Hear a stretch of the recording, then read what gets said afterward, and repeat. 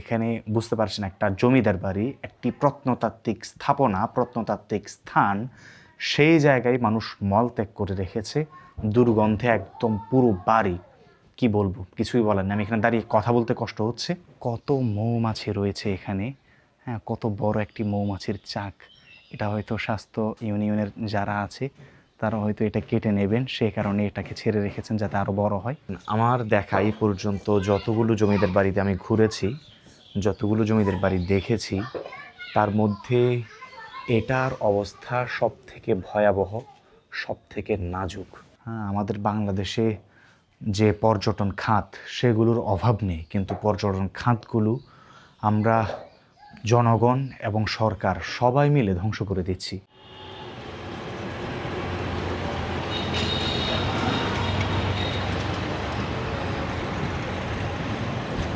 বিশ্বজোড়া পাঠশালা মোর সবার আমি ছাত্র, নানানভাবে নতুন জিনিস শিখছি দিবারাত্র। ঠিক তেমনই এক অজানাকে জানতে এবং আপনাদেরকে জানাতে আজ যাচ্ছি নারায়ণগঞ্জ জেলার অন্তর্গত ২৫০০ উপজেলার সাতগ্রাম জমিদার বাড়িতে। সেখানে যাব, সব কিছু ঘুরে দেখব, পাশাপাশি এর খণ্ডিত ইতিহাসগুলো আপনাদেরকে জানানোর চেষ্টা করব। আর এ বাড়িতে যাওয়ার সকল গাইডলাইনও এই ভিডিওতে বিস্তারিত দিয়ে দেব। পুরান ঢাকার সূত্রাপুরের সেই চিরচেনা গলিগুলো পেছনে ফেলে আমাদের যাত্রা শুরু হলো। গন্তব্য নারায়ণগঞ্জের ২৫০০-এর সাতগ্রাম জমিদার বাড়ি। প্রথমে চলে এলাম গুলিস্তান। সেখান থেকে মদনপুর যাওয়ার জন্য মাত্র ৫০ টাকায় টিকিট কেটে বাসে চেপে বসলাম। বাসের জানালা দিয়ে আসা বাতাসের ঝাপটায় ভ্রমণের আনন্দটা শুরুতেই যেন দ্বিগুণ হয়ে গেল। অবশেষে আমি এসে নেমেছি মদনপুর যে সিএনজি স্টেশন আছে সেখানে। এই সিএনজি স্টেশন থেকে আমাদেরকে যেতে হবে ২৫০০। তো সকালবেলা থেকে এখনও কিছু খাইনি, প্রচণ্ড ক্ষুধা। প্রথমে নাস্তা করে নেওয়া যাক, পরে যাবো ইনশাল্লাহ। মদনপুর পৌঁছানোর পর আমাদের পরবর্তী বাহন হলো সিএনজি। সেই সিএনজিতে চেপে আমরা এগোতে থাকলাম ২৫০০-এর দিকে। সত্যি বলতে ২৫০০ নামটা যখনই শুনেছি, বুকের ভেতর কেমন যেন একটা অদ্ভুত কৌতূহলের সৃষ্টি হয়েছে। কেন এই নাম, কী আছে সেখানে, এই জিজ্ঞাসাগুলো সবসময় আমাকে তাড়িয়ে বেড়াতো।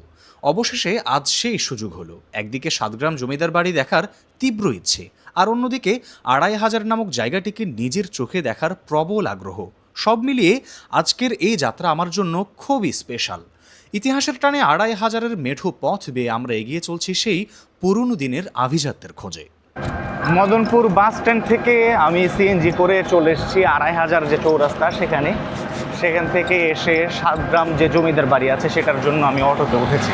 সাতগ্রাম জমিদার বাড়ি সম্পর্কে আমি যখন অনলাইনে সার্চ করেছিলাম, তো বেশ কিছু প্রতিবেদন পেয়েছি, খুব অল্প সংখ্যক। সেই প্রতিবেদনগুলোর মধ্যে আমি অতটা বেশি তথ্য খুঁজে পাইনি এবং এর বাড়ির ইতিহাসটাও একদমই ছিল না। পাশাপাশি যে ছবি এবং ফুটেজগুলো ব্যবহার করা হয়েছিল প্রতিবেদনগুলোতে, সেই যে বাড়ির কন্ডিশন দেখেছি অনেকটা পরিত্যক্ত বলা চলে। তো আবার সেই প্রতিবেদনগুলো অনেক আগের, 2022, 21, 20 সালের সময়কার প্রতিবেদন।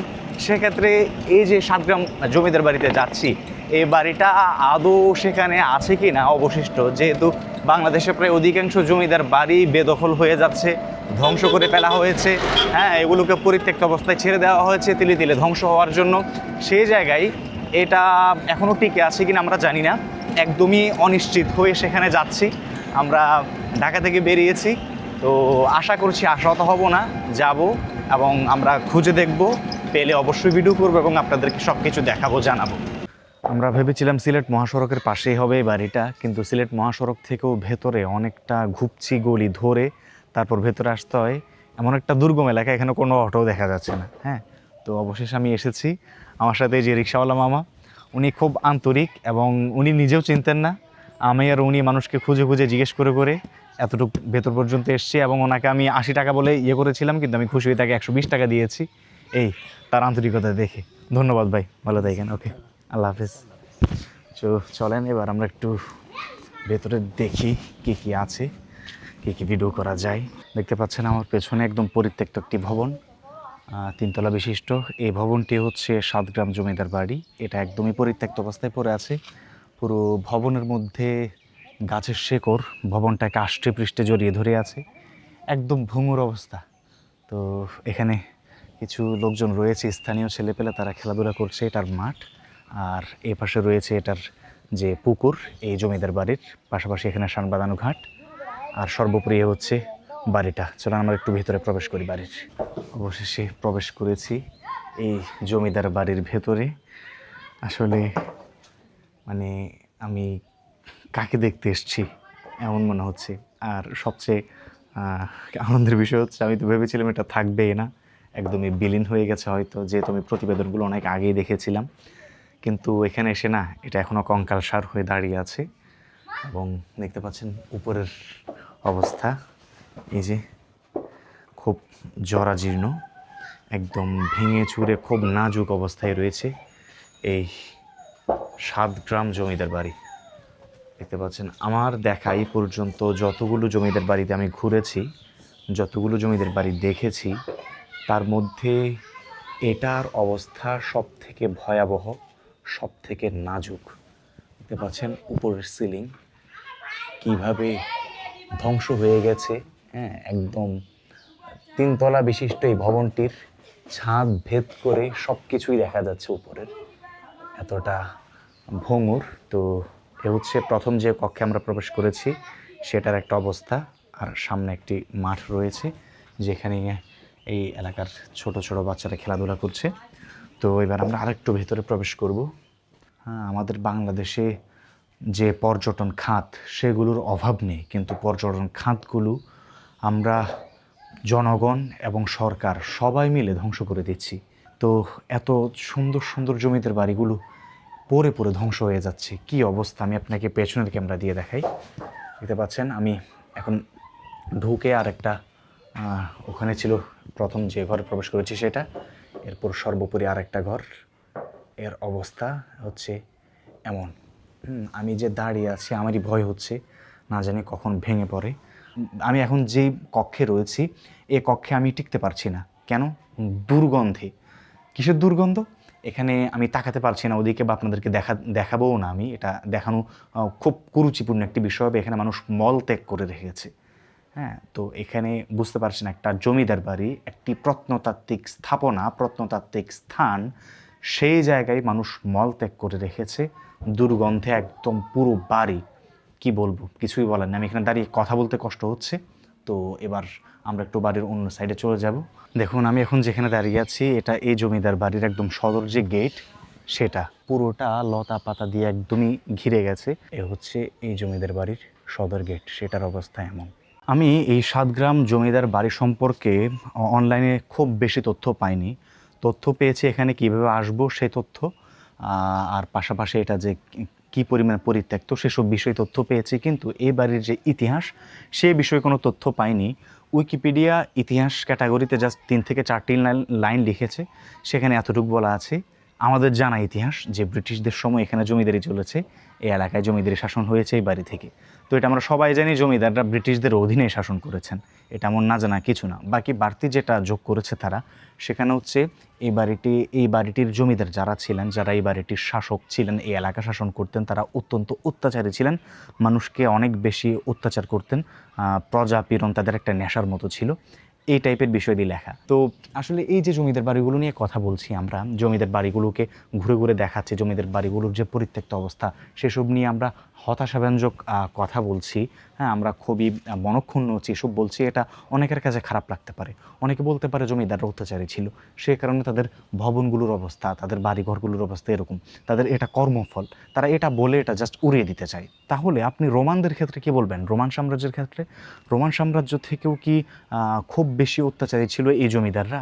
আমরা যে মানসিকতা লালন করছি জমিদারদের ক্ষেত্রে, সেই মানসিকতা লালন করে যদি ইতালির সরকার রোমান সাম্রাজ্যের এত এত স্থাপনা কর্ম, এত এত কিছুকে যদি ভেঙে গুঁড়িয়ে দেয়, মাটির সাথে মিশিয়ে দেয়, শুধুমাত্র এটা বলে যে রোমান সম্রাটদের কর্মফল, তাহলে কি এটা খুব ভালো কিছু হবে ইতালির জন্য? এবং ইতালির কিন্তু রাষ্ট্রীয় অর্থনীতির একটা বড় যোগান আসে এসব প্রাগৈতিহাসিক ভবনগুলো থেকে, যেগুলো সারা পৃথিবী থেকে মানুষ দেখতে যায়। কলসিয়াম সহ বিভিন্ন যত রকমের যত পুরনো ভবনগুলো রয়েছে, স্থাপত্যকর্মগুলো রয়েছে, সেগুলো দেখার জন্য কিন্তু মানুষ সারা পৃথিবী থেকে ছুটে যায় ইতালিতে, রোমে। আর আমরাও যদি ঠিক জমিদারদের এই যে ভবনগুলো রয়েছে এগুলো যদি আমরা সংরক্ষণ করে রাষ্ট্রের অধীনে সুন্দরভাবে পরিপাটি করে সংস্কার করে রাখতে পারতাম, হয়তো আমাদের এই ভবনগুলো দেখার জন্য দেশ বিদেশ থেকে মানুষ আসা যাওয়া করতো। অলরেডি আসে, পুরান ঢাকায় অনেক ভ্রমণ পিপাসু মানুষজন আসে, কিন্তু তারা এসে এগুলো দেখতে আসলে ওগুলোর ইতিহাস পড়ে আসে, কিন্তু এসে ভবনগুলোই খুঁজে পাই না।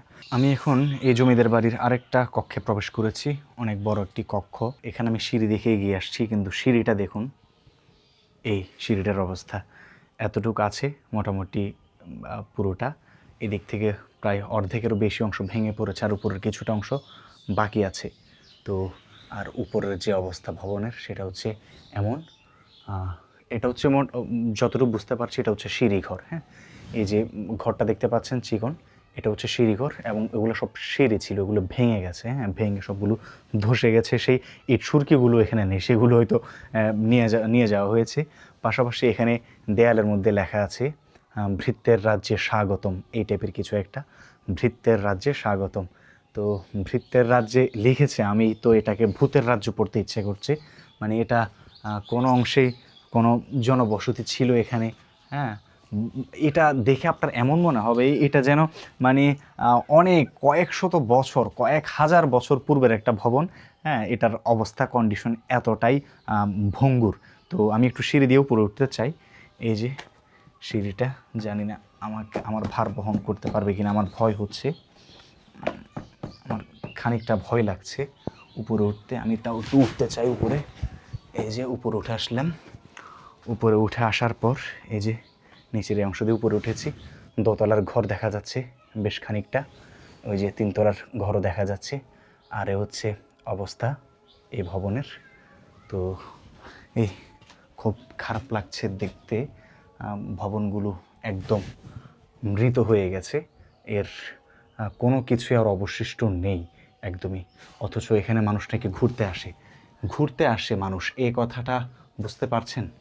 মানে মানুষ এখানে ঘুরতে আসে মানে এই জায়গাটার প্রতি মানুষ টান অনুভব করে। এই ভবনটা একদম ভেঙে চুরে ধসে পড়ে অবস্থা খারাপ, ভেতরে মানুষ মলত্যাগ করে ফেলে রেখেছে, এমন একটা অবস্থা। সেই ভবনেও মানুষ ঘুরতে আসে, এখানে বিকেল হলে নাকি হাঁটা যায় না, এত মানুষ থাকে। আর বিভিন্ন ঈদের বন্ধে বা বিভিন্ন ছুটিতে, অফ ডেতে, হ্যাঁ, শুক্রবার দিন, অন্যান্য ছুটির দিন, সবসময় এখানে মানুষের ভিড়ভাড়টা লেগেই থাকে। বিকেলবেলার দিকে এই অঞ্চলের মানুষটা এখানে ঘুরতে আসে, বুঝতে পারছেন?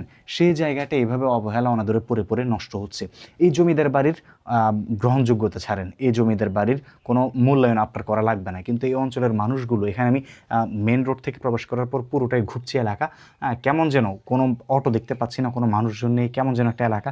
তো যেই ভবনটা মানুষকে বিনোদিত করছে, যেই ভবনটা মানুষকে টানছে, মানুষ এখানে এসে একটু সময় কাটাতে পারছে, অন্তত এই এলাকার মানুষগুলোর কথা চিন্তা করে হলেও এই ভবনের কিছু না কিছু সংস্কার করা দরকার।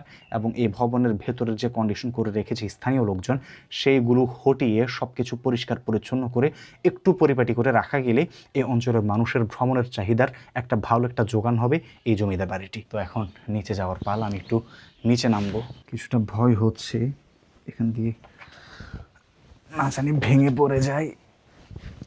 আল্লাহ, অবশেষে নিচে নেমে এসেছি। এখানে লেখা ভৃত্যের রাজ্যে স্বাগতম, আর এখানে একটি লেখা রয়েছে দেখতে পাচ্ছেন, মৃত আত্মাদের পরিবার। হ্যাঁ, একটা সাইন দেওয়া হয়েছে, হরর সাইন। তো এই বাড়ির যে কন্ডিশন, যে অবস্থা বর্তমানে এ বাড়ি রয়েছে, সে জায়গা থেকে এ বাড়ি দেখে, হ্যাঁ, এরকম ফিকশনাল কথাবার্তা, ফিকশনাল বাক্য লেখা, হ্যাঁ, ফিকশনাল বিষয় দিয়ে ভাবা স্বাভাবিক। এই যে দেখতে পাচ্ছেন কত মৌমাছি রয়েছে এখানে, হ্যাঁ, কত বড় একটি মৌমাছির চাক। এটা হয়তো স্বাস্থ্য ইউনিয়নের যারা আছে তারা হয়তো এটা কেটে নেবেন, সেই কারণে এটাকে ছেড়ে রেখেছেন যাতে আরও বড় হয়। তো এই আমি এখানে একটি দেখতে পাচ্ছি। তো ওইদিকে ওই যে ভবনটা দেখা যাচ্ছে, ভবনের নিচের অংশে আরেকটা ছিল, সেটা হয়তো কেটে ফেলা হয়েছে, এটার মধু সংগ্রহ করা হয়েছে। বাকি এখনও এটাতে মৌমাছি রয়েছে এবং বাসাও রয়ে গেছে, মৌমাছির চাকটাও রয়ে গেছে, এটা হয়তো আরও পরে সংগ্রহ করা হবে। যাই হোক, আমার খুব ভয় হচ্ছে, আমি তাই এখানে দাঁড়াতে পারবো না। একসময় এই আঙিনা মুখরিত থাকত মানুষের পদচারণায়। ঝাড় লণ্ঠনের আলো আর উৎসবের আমেজে যে বাড়িটি ছিল প্রাণবন্ত, আজ সেখানে শুধুই নিস্তব্ধতা। সময়ের নির্মম কষাঘাতে 7 গ্রাম জমিদার বাড়ি আজ এক জীর্ণ কঙ্কাল। দেয়ালগুলোর বুক চিরে বেরিয়ে এসেছে বিশালাকার বট পাকুড়ের শেকড়। মনে হচ্ছে যেন কোনো এক অতিকায়ী দানব বাড়িটিকে আষ্টে পৃষ্ঠে গিলে ফেলার চেষ্টা করছে। খসে পড়ছে পলেস্তারা নোনাধরা ইটের পাঁজর আজ উন্মুক্ত। জানালার সেই কারুকাজ করা খিলানগুলো এখন কেবলই অন্ধকার গহ্বর। বড়ই বিচিত্র এই দৃশ্য। যে ইটের দেয়ালে আভিজাত্যের ছাপ ছিল, সেখানে এখন শ্যাওলার আস্তরণ। প্রদীপের বদলে এখন রাজত্ব করছে বুনো লতাগুল্ম। আমাদের ইতিহাস আর ঐতিহ্যের এই সাক্ষীগুলো অবহেলা আর সংস্কারের অভাবে এভাবেই দিনে দিনে মিশে যাচ্ছে মাটির সাথে। রত্নকাহন খুব অল্প সংখ্যক রুচিশীল মানুষের ভালোবাসা নিয়েই গুটি গুটি পায়ে পায়ে এগিয়ে যাচ্ছে এবং ভবিষ্যতেও যাবে ইনশাআল্লাহ। সবাই বেশি বেশি আমার ভিডিও দেখবেন, আমার পাশে থাকবেন, আমার জন্য দোয়া করবেন এবং আপনারাও সুস্থ থাকবেন। আজকের মতো বিদায় নিচ্ছি সাতগ্রাম জমিদার বাড়ির এই প্রাঙ্গণ থেকে। অন্য দিন দেখা হয়ে যাবে অন্য কোনো ভিডিওতে ইনশাআল্লাহ।